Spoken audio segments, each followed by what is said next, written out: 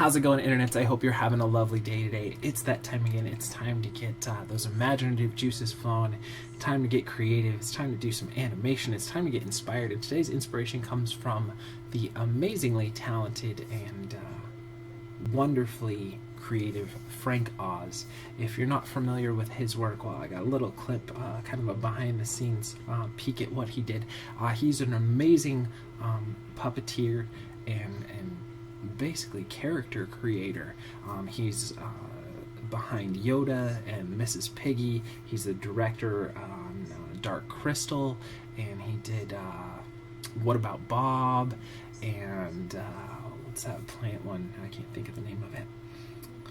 But he's done so much amazing work between just individual like acting and puppeteering, and then to go on to directing and being the creative force and mind behind some of my favorite movies. And I just wanted to share a couple of little clips from some interviews, quotes from some interviews that I grabbed that I thought were really sparking my creative juices, and maybe they'll do the same for you guys. So, Inexperience. I think the more inexperienced you are, the more in control you think you have to be. But the more experience you have, you realize you don't have to be in control. And I think that's a great thought that is put out in a really concise manner. And because I know that for myself, you know, when I was first, I'm just gonna pause that here real quick and minimize that and zero that out. Sorry about that. But I know that for myself, when I was first starting out with drawing, it was all about, well, this line has to be exactly this way, and it has to be really polished, and I really have to go in and fine tune each and everything. And the more work that I do, and the more I branch out, I really kind of like a little bit of crust and a little bit of playfulness in your line. You can see like a little bit in people's work when they're finding that line. If you look at a lot of the masters' works, even though you can tell exactly what they're doing, sometimes they'll have these playful squiggles that are off to the side, which you can tell is like that's when they were trying to find where they wanted to go with the drawing. Or I watch a lot of, make sure that got turned off. I really enjoyed the show Whose Line Is It Anyway, which was watching some of that while I was working the other day, and I think that's showing the craft of acting in such a raw format, where you're seeing the thought processes going on, you're seeing the instant reactions and actions, and I think those kind of people, though maybe you know, given a script, maybe they're not as powerful there, but I think there's something to that form of just that knowing your craft so well that you can roll with whatever comes in, whatever goes out, that you don't have to feel like you have to be in control exactly, like, you know, your lighting's here and your staging is this way and you're gonna have your line that's delivered right here, but just being able to roll with whatever it is. I think when you hit that level with your creativity, you're really reaching that top echelon, and I think that was a really great way that he put that. So I'll link all that stuff down below. And then a couple more. Who cares about the puppet and the craft? It's not about that. It's about compelling an audience and touching an audience in some way. And I think that harkens back to, I believe it was Bruce Timm that we looked at a couple days ago, where he was talking about who cares about, you know, the page or the pencil or any of that. It's about storytelling. And I think if you look at a lot of these creatives that we've talked about over the last month, 2 months, however many months we've been doing this, that is kind of a feeling that a lot of creatives resonate with, is that you know, the details help, but the main focus is just about storytelling or touching other people or reaching out and having that common bond where people can react and feel stuff through your work. And I think that's an important thing. And then the last thing was I'm just gonna make sure I'm double recording here, because I had some audio issues, so sorry about that. But I don't look back, I just go forward, and I think that's really concise, and there's not too much that I can expound beyond that, but I think that's a great way to look as creatives, is to just always be looking towards what's the next thing that I can conquer, what's the next project that I'm working on. And even though you may have done some great stuff in the past, there's a saying, and I'm probably gonna not get it exactly right, but it goes something akin to whatever is your current work, is that's your level that you're at, basically. So you can have these really big highs, but if you can't reproduce them in the future, you know, have you lost your spark, have you lost your edge? So it's kind of about always trying to have that escalating, that your next piece is going to be your best piece. And does that mean that you don't put your effort into the one you're currently on? No, but that you're always, I'm going to do the best that I can with what I have and what I know right now, and then the next one I'm going to take everything I've learned so far and put it into that, and put all that effort, and to always be looking ahead and learning from the past, but not dwelling on it. I think that's a good way to think creatively. So that being said, let's get into today's exercise. We're going to do some animation here, give ourselves 48 frames and about an hour. We're going to be using a Jeeves rig. It's a free rig you can grab from Creative Crash. I will link it in the information below. And don't forget, if you guys do an animation with this rig or any sort of creative project that you guys are working on a daily basis, or that you're really proud of, definitely share it down in the information below. I'd love to check it out and have everyone else who's looking at this stuff and in this community be able to see all the amazing stuff you're coming up with. So that being said, let's dive right in here. First thing I want to do before I go any further is I'm going to save this file. We are using Maya 2014 today. It's a little bit older of a version of Maya, but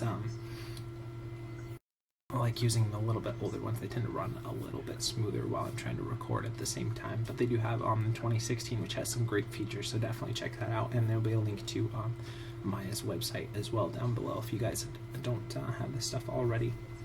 And let's go save this on our desktop, and we're just going to call this Jeeves Walk. It's a cool little robot. And let's go ahead, first thing, create a polygon primitives, and let's make a cube just so we can have a floor base to stand on. And that seems a little, let's assign a new material to that.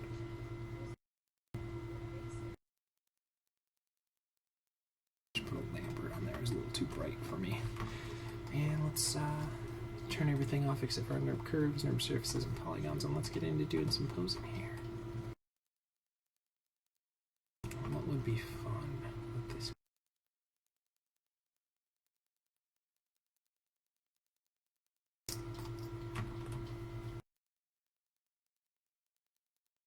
FK hands. Let's see here.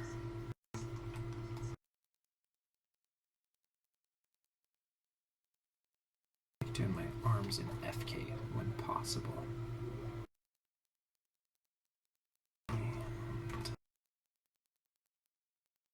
Trying to make him seem a little menacing. For some reason I like that vibe with this robot, since he's a little bit smaller and kind of cutesy, but I want to try and see if we can't get more of a menacing feel to him.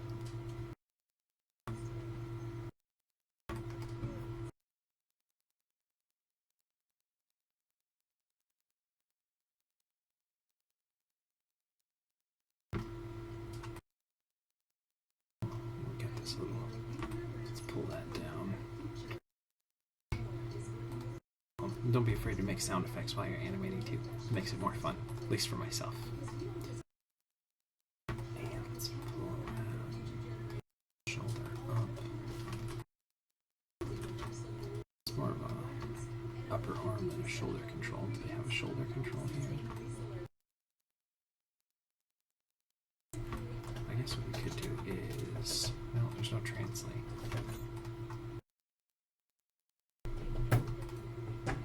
Guess we'll have to do that. Then we'll forward, rotate that out.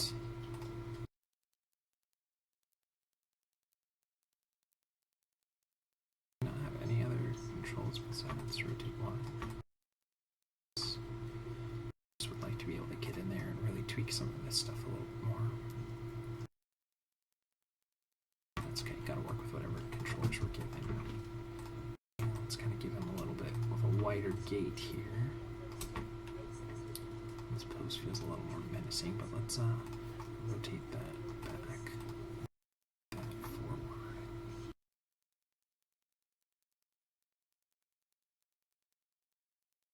Yeah, it's like it's kind of like if there was a tiny small town right here or something, and he was just almost like a giant robot.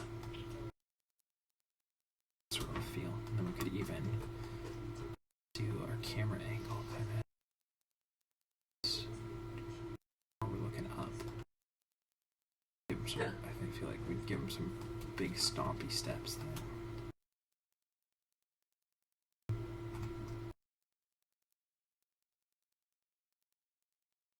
So let's create another camera in the panel perspective. Let's go through camera 1. I think I kind of like where we have, and we'll just do it from the side view to set everything up.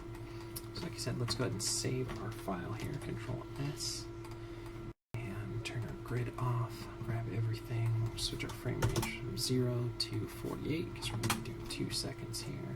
We'll set that, and let's get started. Now, first thing that we really want to do is do the hips and the feet.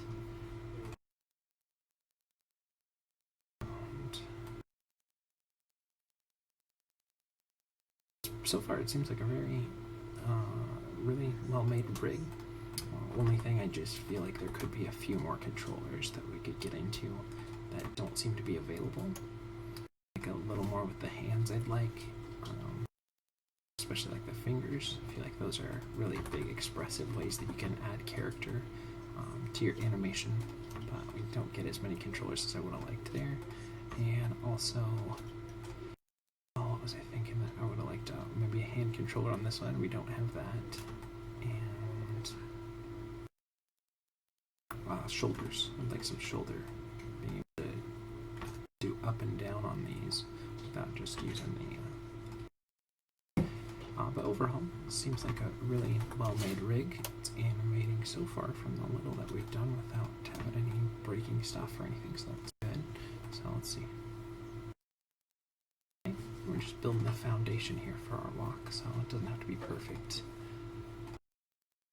And let's clean up. This is going to be that left to right movement on the hips. And we just want to make sure it's all nice and up here. One thing I wanted to try with this video versus the other ones is I'm going to try something a little bit different, so bear with me. I want to see if this works. Okay. Zoom that out. Make this a little bit bigger. Let's see if that's going to be... Get bigger. 1 second. Should be able to show the graph editor here in the corner, so I can leave that up. Alright, so I think that's how I'm going to have this set up here, just for now, so you guys can see the graph editor. So hopefully that's still recording. I won't be able to monitor it as well, but you should be able to see the graph editor anytime I'm working on there by splitting the screens up. Something I wanted to try out, so we'll see if it works for this video. We'll keep it. If it's too distracting or if it causes any problems, I do apologize for trying that out for the first time today, but I figured that might be fun to see real time what the graph editor looks like, so you guys can see that at all times while I'm animating. Now we're just doing a little bit up and down on the hips. It'll be nice that I don't have to flip back and forth with dragging my graph editor up and down here.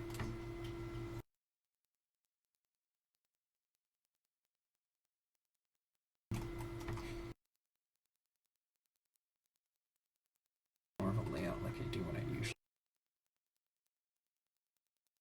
Starting to work alright, and we want to get those passing positions nailed down, so we just want to make sure we're going in and setting all our keys that we already have, basically, and just nailing those in before we get in.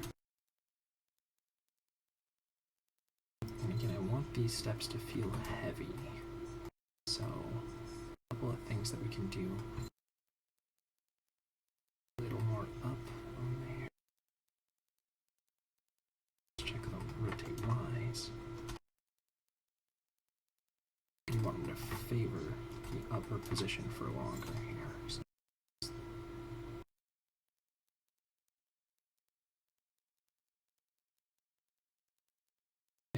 let's go to the other side here. And again, we're just going to nail down those keys we already have.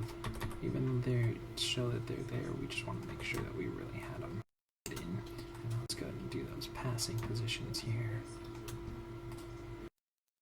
And then like we did on the other side, we're just going to hold them up for a little bit longer.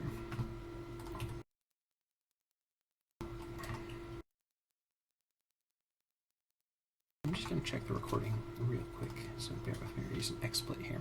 Yeah, looks like it's still all working. Okay.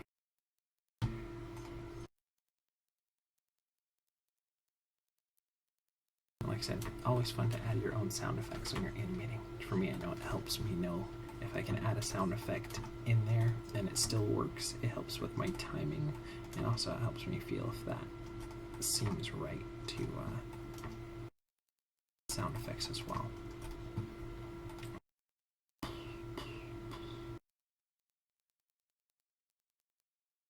One thing I think I want to do is I want to delay the up and down maybe 2 frames.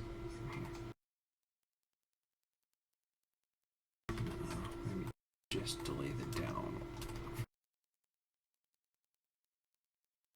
Maybe just want to exaggerate it a little more.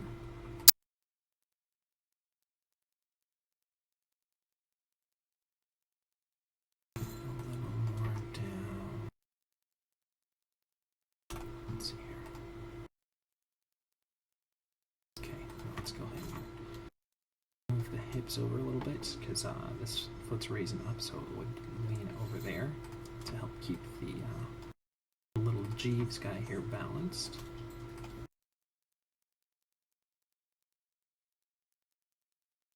I can sort that out. And then let's clean that up so that feels fairly even. Not exactly even, but let's see here. And if you're wondering what program I'm using to record this, I know it's been featured a little bit more since I'm tweaking the way that I usually work. This is XSplit. I really enjoy this. I think it's a phenomenal program. It does cost a little bit of money to use, but I think for any kind of screen sharing, I personally find that this was the best one. I've used the Ustream producer, I've used some of the stuff from Twitch, and then what is it, the OBS? But I found XSplit, at least for myself, and the amount of time that I have to put in and really set everything up for this, it's a phenomenal program. So definitely check that out if you're wondering what I use for that. And the new mic that I'm using, if you like the audio more than previously, is a Zoom H1. I'm just doing a little bit of a rotate here to fix the next step. I think that might be a little too much rotate Y. I'm in the habit of pulling my graph editor onto the other screen now. Okay. I think that would be something that would have to do.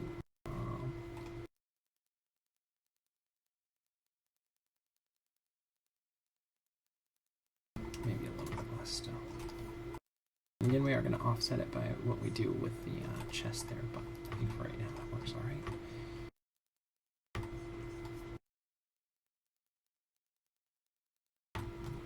Again, I would give us a little bit of squash and a little bit of stretch here. Over there. There. And back again. Let's go ahead and clean that up. And we're just shift middle mouse button if you want to know, so that way we don't go change the frame, which frame we're working on, and it allows us to stay in one thing, and just hit F to focus. Now I don't usually go over the shortcut keys that I use on there, so I think that's a good thing, especially with having the graph editor a little more prominent in this video than other videos.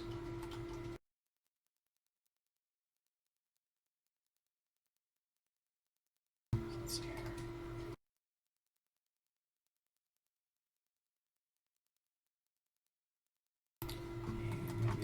So that rotate Y would be over exaggerating the rotate Y from what I want. And it all depends on what kind of a feel you're going for and what kind of shot you're using, because it's not like it's broken by doing that. It's just not really what it is. Just a little bit.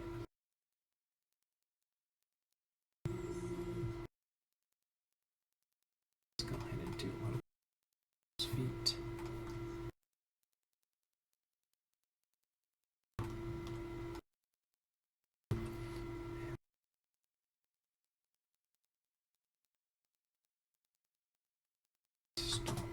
Let's see if that's too heavy. That's good. That heavy stomp feel. But a rotate there. Heel, roll here. Slap heavy steps.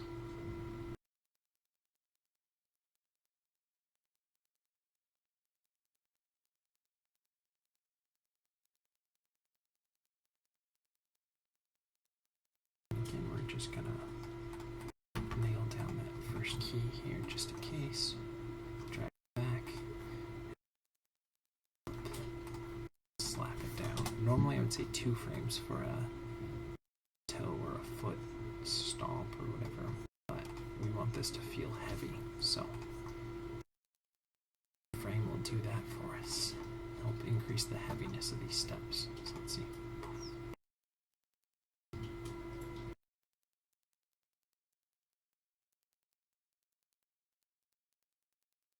Maybe just to add some change of shape, we'll do a little bit of a toe, a bit of a ball.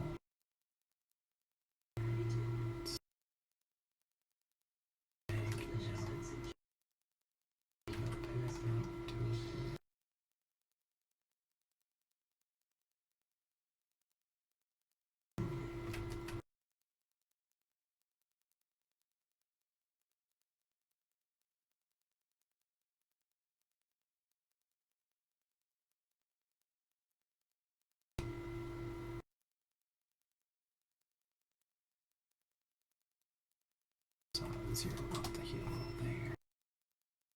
0 out the heel there.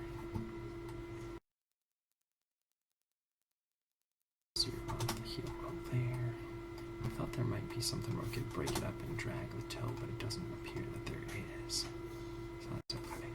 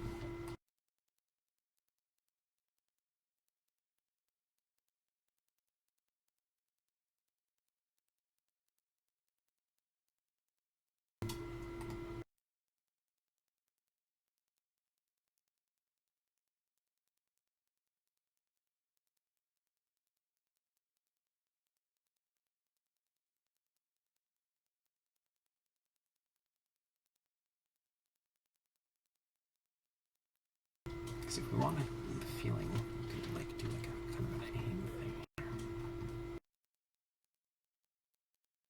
0 out that.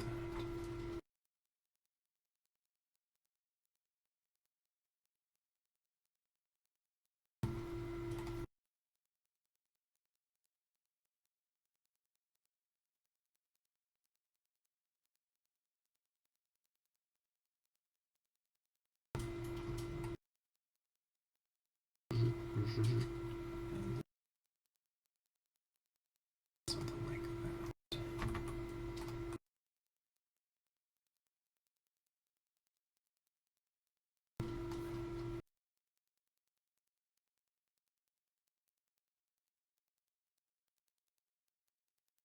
I feel like it's kind of getting there. Let's take that and hold that a little bit longer.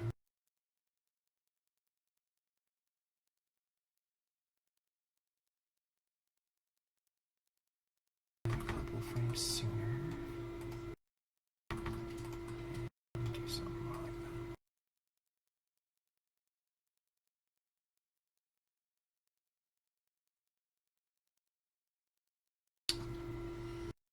The only thing with this is I kind of want to make sure we continue that silhouette.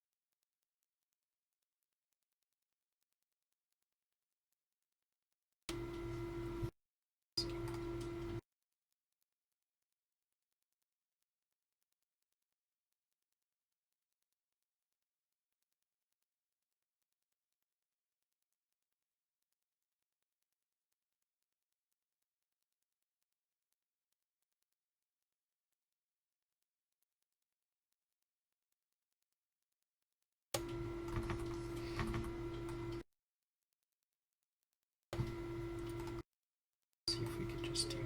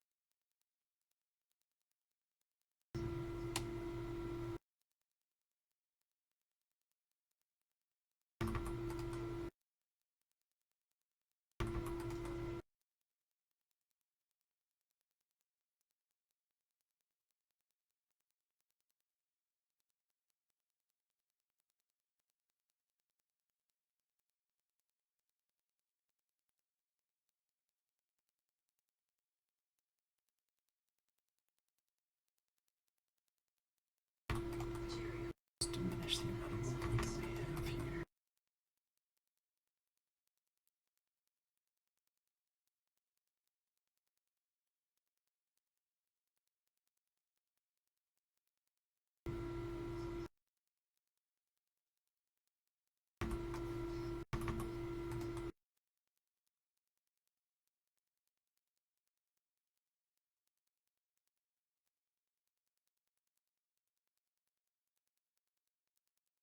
So it's a couple more frames to do this.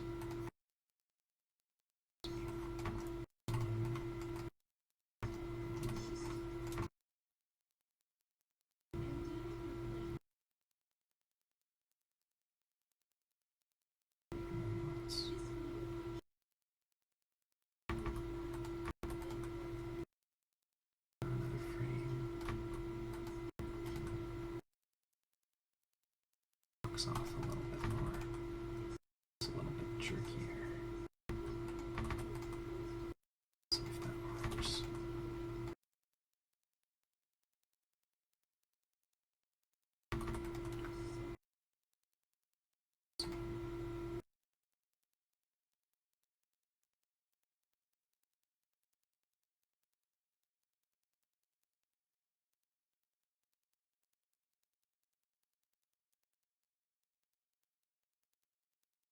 Four frames there, so I'm going to shorten that.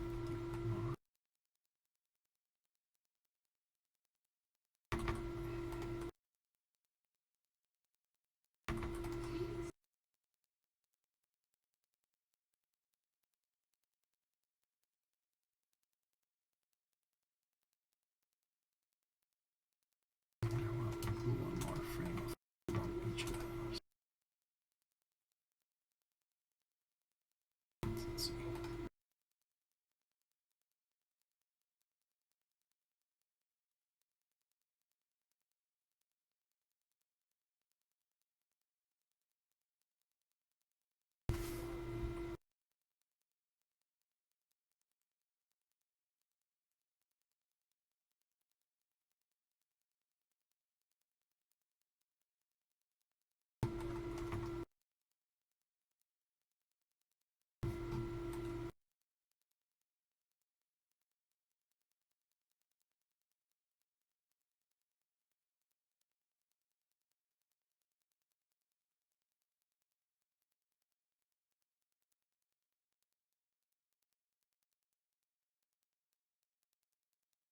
One more frame hold for those as well.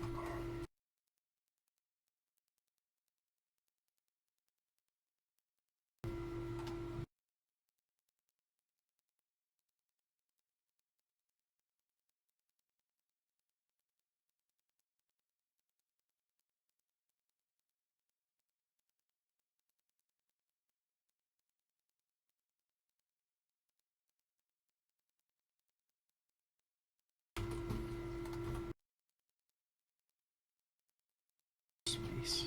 It's not so close to there.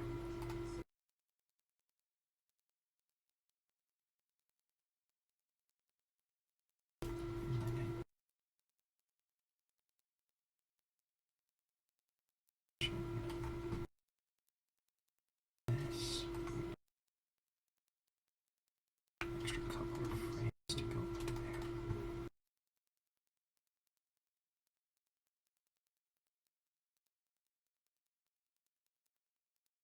Here, I actually think I want to swing it back.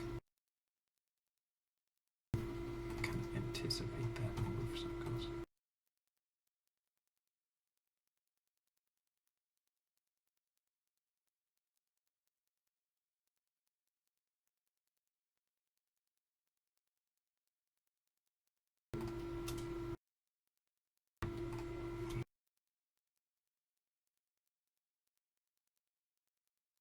It just needs to be.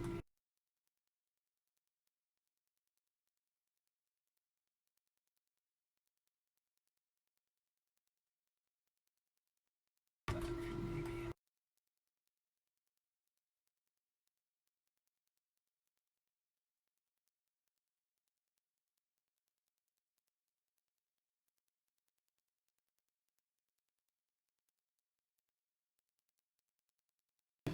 Let's just do a little bit of swing. It's on.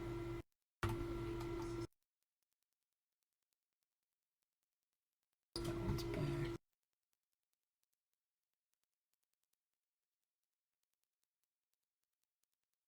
Maybe a little too much movement. Tone it down a little bit. We have some contrast.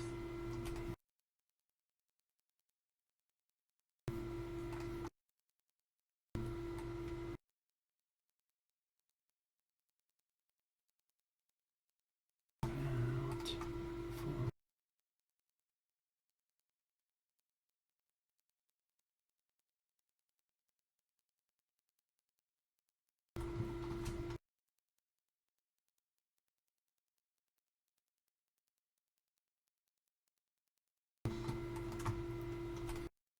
Minimize that movement a little more. Let's see here.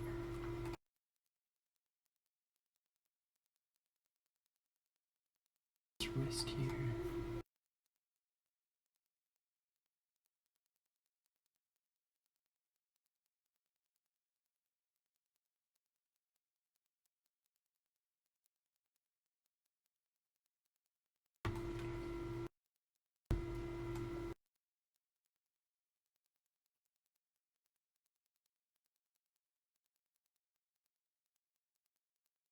It's alright.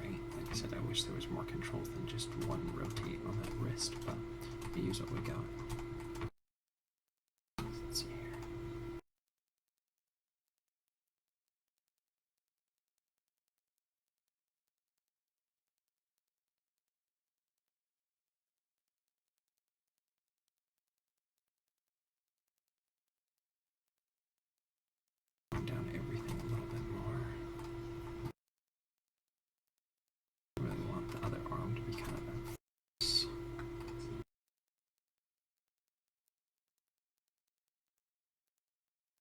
let's save our file here real quick.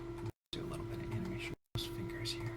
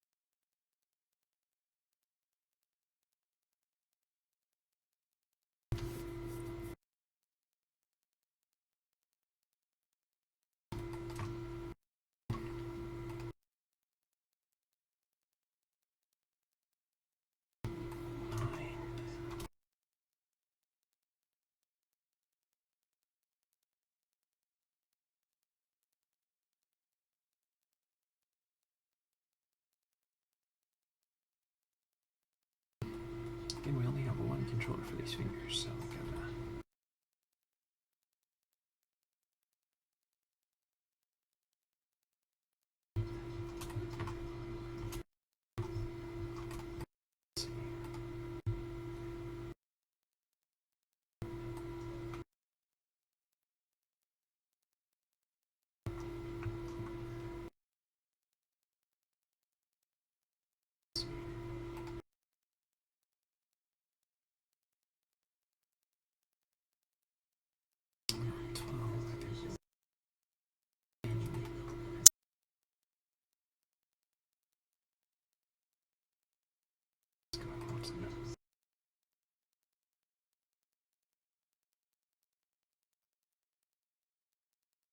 Alright, it's working okay.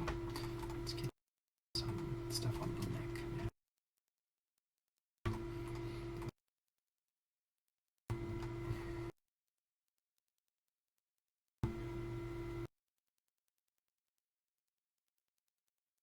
Just here. It's not swaying so much.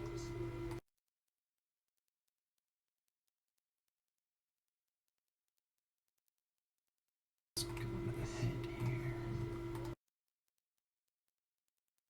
We only have. This is the head here. It's the mask. So I might do some more animation on that. That could be fun too. Just to add a little bit of texture or flavor to it.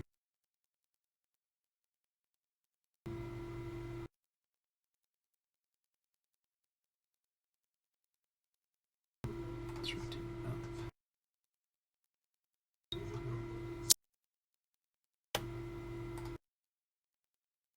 Actually, I think that's going to be a little too much. This is basically just the head.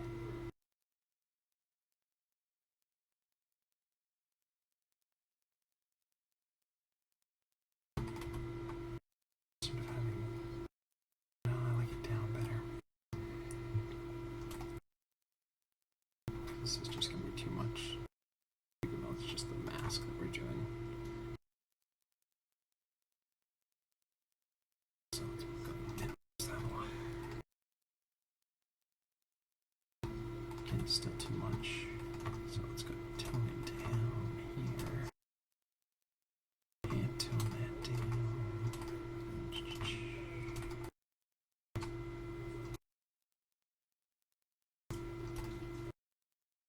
Okay, let's go and watch that now. It's moving.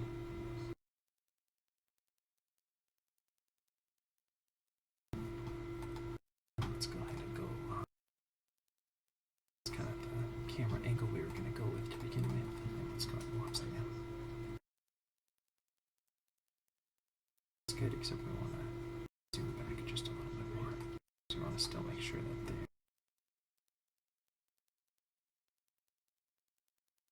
staying in frame.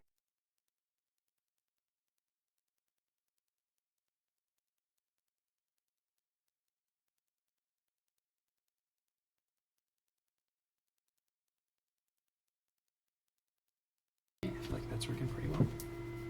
Alright, so let's take a look back at where we started then earlier today. Make sure we're still recording here. Everything looks like it's still good. Okay. Inexperience. I think the more inexperienced you are, the more in control you think you have to be. The more experience you have, you realize you don't have to be in control. I think that's just such a great way and a good place to be, because I don't think that it's wrong to have that when you're just starting out in something, because you have to understand and you have to learn, you know, the controls. You have to learn the fundamentals of whatever it is that you're getting into. So I think it's important to, you know, when you're inexperienced, to try and get as much control as you can over it. And then once you've hit that point where you understand the fundamentals and everything, then to let that go and then start playing with the art form.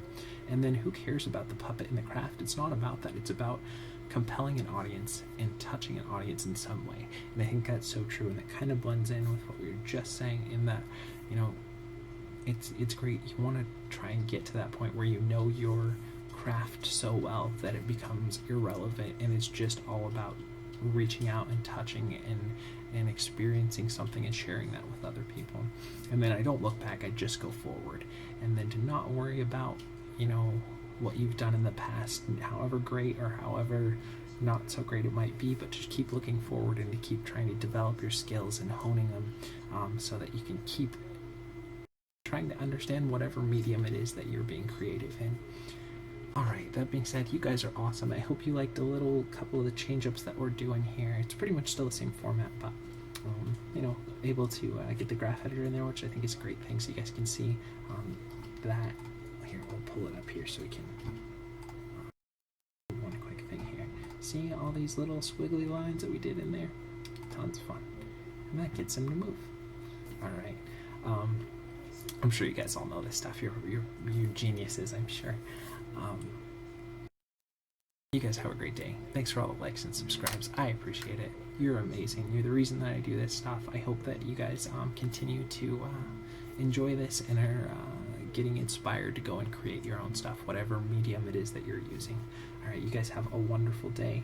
And that being said, we will see you guys for some more animation tomorrow.